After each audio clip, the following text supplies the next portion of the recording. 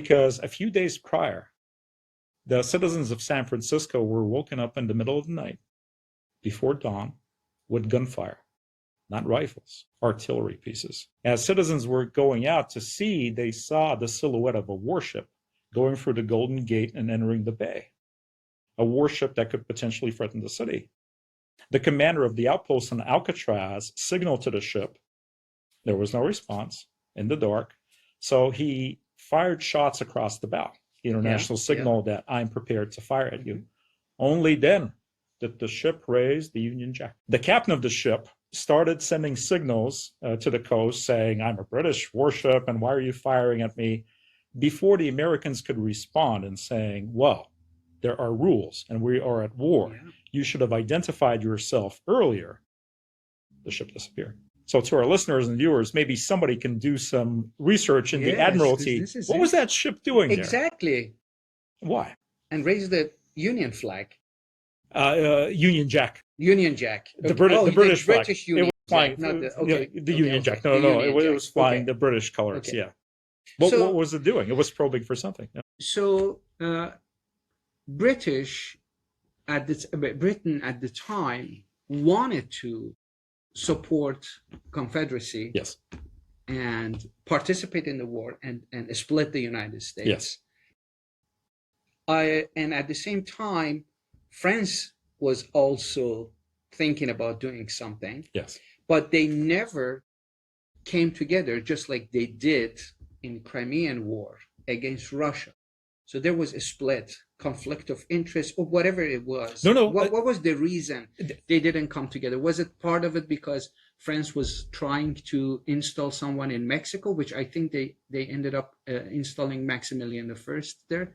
So what was the dynamic there that these two powers, always ready to divide and conquer, failed to come in and participate? While they did have conflicting interests in North-South America or to the south of the U.S. border somewhat, they were actually united in that attempt to divide and conquer and inflict damage on the United States of America. They were definitely pro-Confederacy, both of them. They were definitely against Lincoln's Union. And they were looking and probing at vulnerabilities, just like that ship that I just described in San Francisco. And the only deterrent, the only military aid that the United States received against these two powerful nations from Russia was the Russian Navy, because it was publicized very soon after that mysterious British warship left and never to reappear again.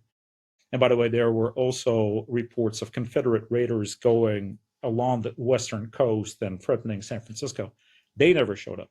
And here's why. Admiral Popov publicly spoke to one of the prominent citizens of San Francisco, and the newspapers picked up and published that story. And the question was, Admiral, we are fearful because we have no defenses. What if a warship approaches our shores and starts firebombing our city, setting it ablaze? What are you going to do? Yeah. Tell us. And Popov famously answered, I would not only give you my ships, my guns, my ammunition, and my men, but I will go myself, and I will fight on your behalf. I will protect you. And that was a message that was intentionally sent. Wolf actually broadcast that message to all ships approaching San Francisco so that they would know that intent. And speaking of fires, unfortunately, in late 1863, there was a very serious fire in the financial district of San Francisco. The local firefighters fought the blaze, and of course, back to the days, right? Wooden buildings, and it spreads, and some of the machinery failed. Humans started failing just out of exhaustion. And the citizens were looking at trepidation of, are we going to lose our whole city? And then they started cheering because they saw boat upon boat, thousands of Russian sailors moved on shore, ran to relieve the firefighters. Wow. And saved the city of San Francisco from destruction. 6 of them died, unfortunately. Many others were injured and wounded, but they were selfless because they were there. They were helping their American friends.